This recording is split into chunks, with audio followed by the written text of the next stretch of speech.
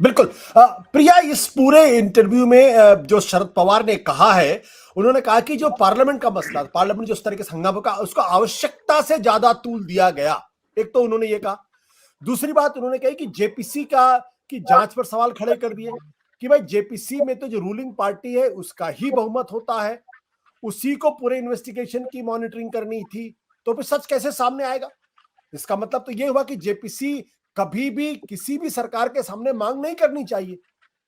तो शरद जी इतने सीनियर वो है, राजनेता है, मुख्यमंत्री रहे, एक जमाने में प्रधानमंत्री पद के दावेदार रहे हैं, वो जेपीसी की बुनियाद पर ही सवाल खड़े कर दे रहे हैं।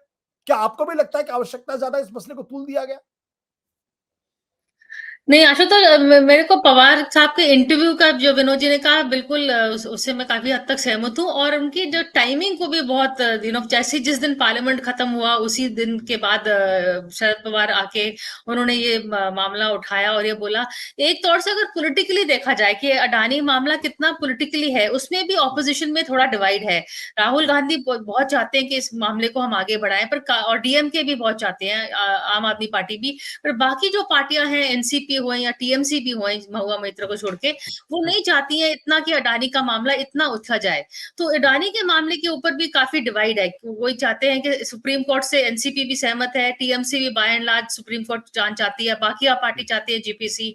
जेपीसी जैसे कि पॉलिटिकल बन जाती है, और उसमें जो ठीक है, रूलिंग पार्टी का तो हमेशा से होता है, लेकिन पॉलिटिकल जो चीज बनती है तो उसमें और भी चीजें इतना वो क्लोज कवर के अंदर नहीं होता है, जैसे कि जो सुप्रीम कोर्ट की मॉनिटर्ड होती हैं, तो कुछ ना कुछ बातें तो आगे आएंगी। तो इसको लेके मेरे ख्याल में ये लोग चाहते थे कि जेपीसी ना होए। लेकिन अब जो मेरे ख्याल पवार साहब का जो आगे का मामला है, मैंने किसी लोगों से बात करी, उनका ये लार्जर पिक्चर ये है कि उनका टाइमिंग ऑफ द इंटरव्यू और ये बोलना, एक उन्होंने कहा मुझे एनसीपी वालों ने कि उन्होंने पार्लियामेंट की एंड तक वेट की। दूसरा उन्होंने कहा कि वो चाहते हैं कि अडानी का मामला, बहुत ऑपोजिशन के लोग चाहते हैं कि इससे उनको नहीं लगता है कि 2024 का चुनाव जीता जाएगा। बाकी चुनाव में भी ये मामला नहीं आया, स्टेट लेवल चुनाव में। तो वो चाहते हैं कि ऑपोजिशन यूनिटी जो होए तो कुछ और सीरियस मामले पे होए, चाहे वो फ्रीडम ऑफ स्पीच होए या कुछ जॉब्स, एम्प्लॉयमेंट, कोई जो पैन इंडिया इश्यू होए जो सबको इफेक्ट करे, यानी कि ये सिर्फ जो राहुल गांधी का जो लगा हुआ है ना, वो एक इश्यू उठा के उसी पे अटक जाते हैं। तो वो चाहते हैं कि opposition should move on from this issue. तो एक तरह से ये उन्होंने बोला है कि दिस वाज द रीजन कि शरद पवार ने इस पॉइंट पे ये ऐसा इंटरव्यू दिया। बाकी इंटरव्यू एक चैनल को दिया, जिसी चैनल का मालिक है उसी चैनल को उन्हीं के बारे में इंटरव्यू देना, उसकी क्रेडिबिलिटी तो, एडिटोरियल लाइन तो बिल्कुल is clear. But apart from that political जो उनका रीजनिंग थी, वो ये हमें बताई जा रही है। नहीं, वो तो बात बिल्कुल आपकी सही नजर आती है कि भाई हो सकता है उनकी ये राय हो कि चलिए अडानी का मसला इतना बड़ा मसला नहीं है जिससे कि जनता कनेक्ट करेगी। वो एक राजनेता की अपनी एक समझ भी हो सकती है, क्योंकि बहुत सीनियर आदमी है, तो जाहिर सी बात है उनकी समझ बाकी लोगों से थोड़ी अलहदा भी हो सकती है और बेहतर भी हो सकती है। लेकिन ये सवाल तो पर्दे के पीछे भी आप कह सकते थे, तमाम जो विपक्षी पार्टियों की मीटिंग उसमें भी कह सकते थे। आपने इतना बोल्ड इंटरव्यू दिया और एक तरीके से पूरे मसले की हवा निकाल दी, तो इससे उनके इंटेंट पर क्वेश्चन मार्क नहीं लगता है प्रिया?